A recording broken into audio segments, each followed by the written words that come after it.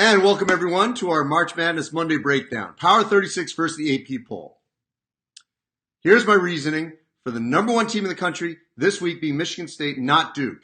Last week, Michigan State had by far the toughest road game in the country. Miles Powell, ankle, drops 37 points on Michigan State. Michigan State still wins in a late possession game.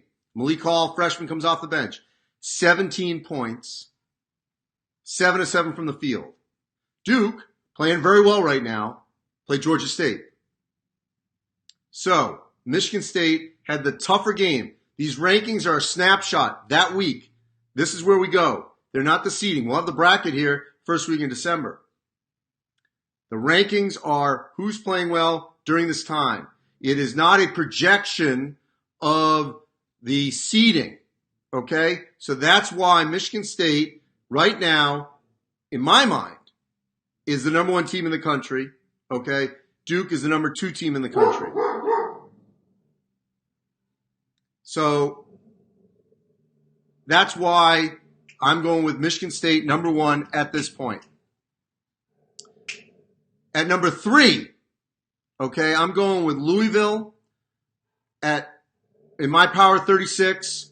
I have, and Louisville's number two in the AP, and they're playing great. And they went to Miami, and they won. Michigan State 3 in the AP poll, okay? I wouldn't have put them that low, as you just heard. Kansas at number 4. I dropped them to 6 right now. I have Virginia at 4, in large part because three straight teams are, have not been able to score more than 50 points against Virginia. So even though Virginia is not offensively up to, what they've been last year because of who they have coming back and their perimeter shooting, it's the defense that has transferred from one year to the next. Okay? The bottom part of the top 10. Gonzaga right now, we both had at number 8. Okay, the Zags go to Texas A&M. Okay? The Zags blow out Texas A&M by 30. By 30. All right? Unbelievable. I don't care if Texas A&M is rebuilding or not. They blow them out by 30. All right? And Adlon Gilder goes down, played at Texas A&M last season. Phenomenal effort by the Zags. That's why I've got them in the top 10, and they're in the top 10 in the AP. Kentucky, number 9 in the AP, number 11 for me. Evansville, which, by the way, I have at number 32 in the Power 36. All right? Evansville, they're undefeated. They're going to be one of the contenders in the Missouri Valley Conference. They went in as a huge underdog and went in and won at Kentucky at Rupp. That's why Kentucky has to slide down. Ultimately, Kentucky will be a team that's going to compete for the national championship. Just like last year when they got blown out by Duke, and yet they still were right there to compete for a national championship. Ohio State, number 10 in the AP, 12 for me. Maybe I could put them up higher. They beat Villanova by 25. But we're in the same range. Oregon, 11-13. Arizona, 14-14. Memphis, 16-15. Auburn, 19-16. Florida State, they won at Florida. I know Florida is struggling. They lost to UConn Sunday. I was there. But Florida State should get some strong consideration by, what they did in going into Florida. I know they lost to Pitt. I just got a question about why is Illinois not in here right now. I know I've been high on Illinois. But look, right now the Illini, they got blown out in the second half against Arizona. I need to see some more from the Illini. Further down, VCU 19, VCU 21. They beat LSU at home. Tennessee 20 in the AP. Tennessee 18 for me. Win over Washington on a neutral floor up in Toronto. Baylor, Colorado. I've got all these schools in the same range. Who else we have here? Utah State, 15 there. I've got them at 27. They play LSU. Let's see how they do, in that one. And the back part, I've got Georgetown, controversial. I still have them ranked. That's fine. San Diego State and BYU. BYU with the last second shot against Houston. San Diego State won at BYU. All right, let's go to some questions here. Ian Odom, Florida has to do better. Yes, they do. No question about it. They got to be able to shoot better. I saw them on Sunday against UConn. They got to be able to shoot better. They've got to decide, Kerry Blackshear, a lot of expectations on him. He fouled out way too early in that basketball game. He's got to be much better. Scotty Lewis was inconsistent in that game. Overall, as Mike White was saying, they're shooting better in practice than they are in games. That has to change. Pac-12 is back. Yes, very much so right now.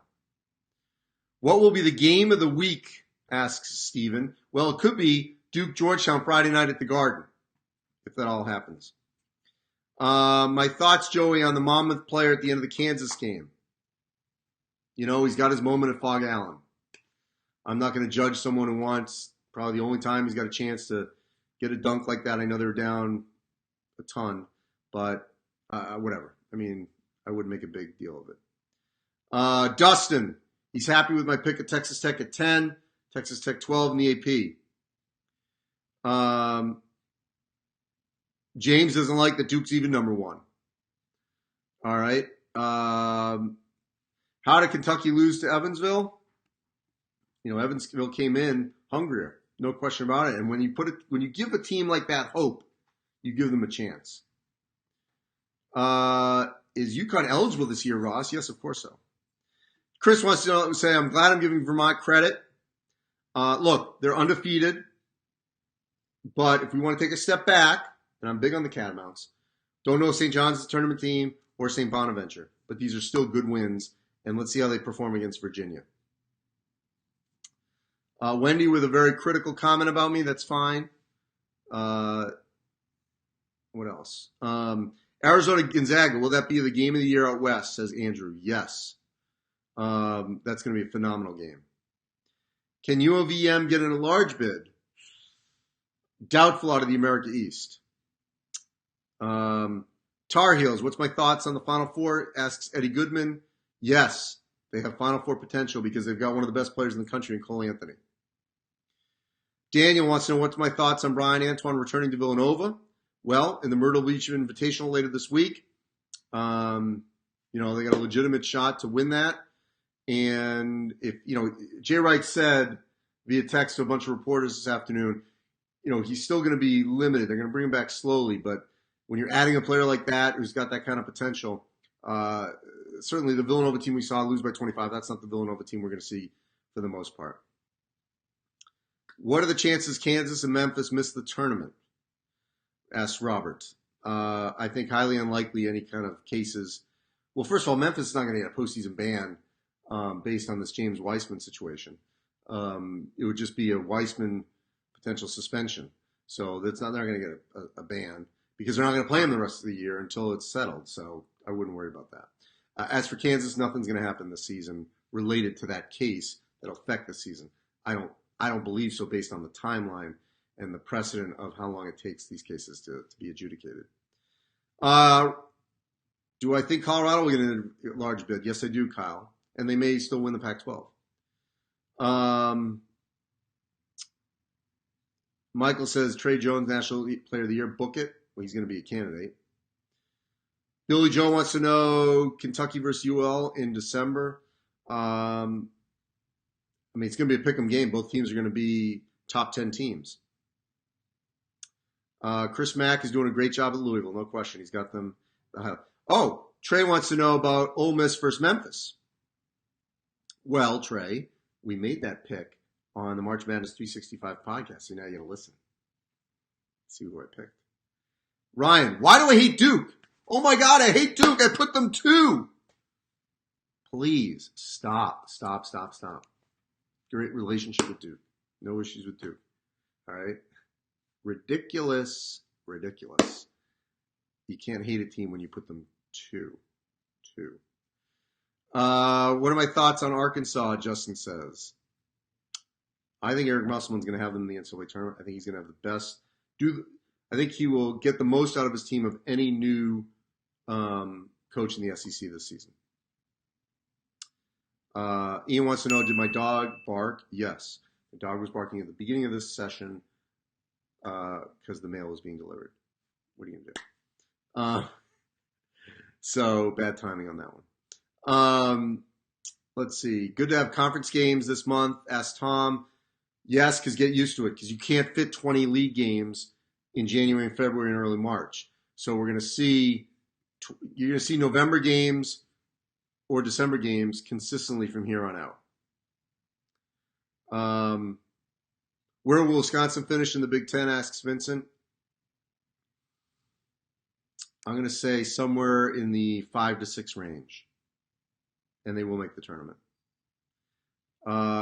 UVA Allison is not better than last year, but defensively they're right on there. So thoughts on Davidson, asks Ann. Disappointed so far. They've dug themselves a hole, and their large chances are really in trouble right now, so they're going to have to climb back out of that. Let's see.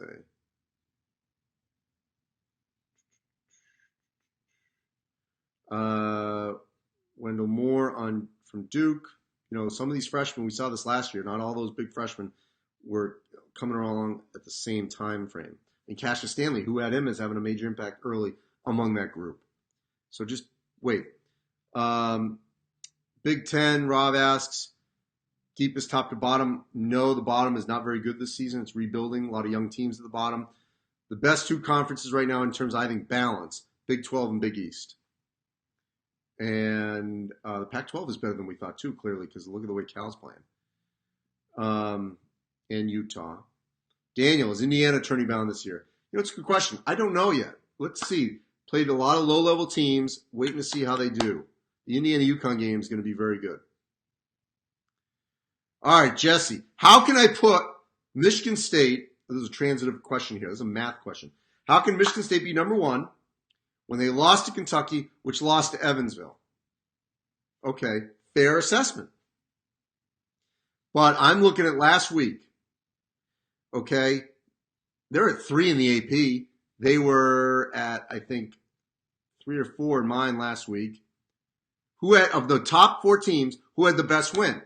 Michigan State had the best win. Okay?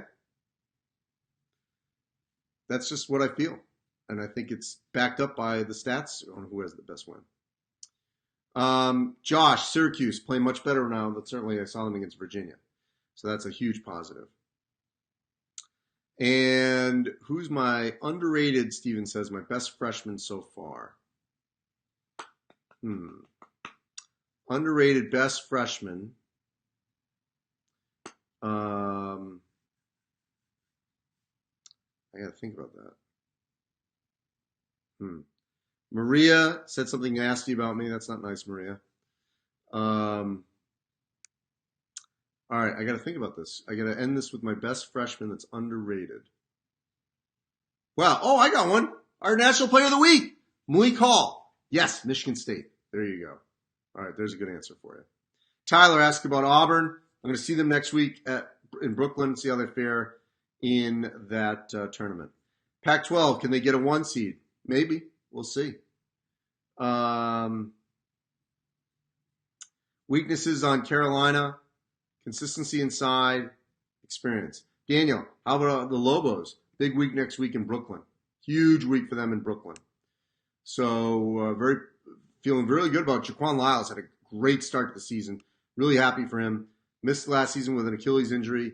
And then you've got, he was out the year before because he transferred from Ohio State. So, anyway, we have dog barking. Her name is Lola. She's beautiful. But the big controversy here, not very much of one. I got Michigan State 1, Duke 2.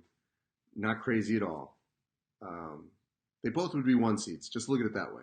As of today, they would both be 1 seeds. All right, Power 36 AP poll, March Madness 365. Check it out.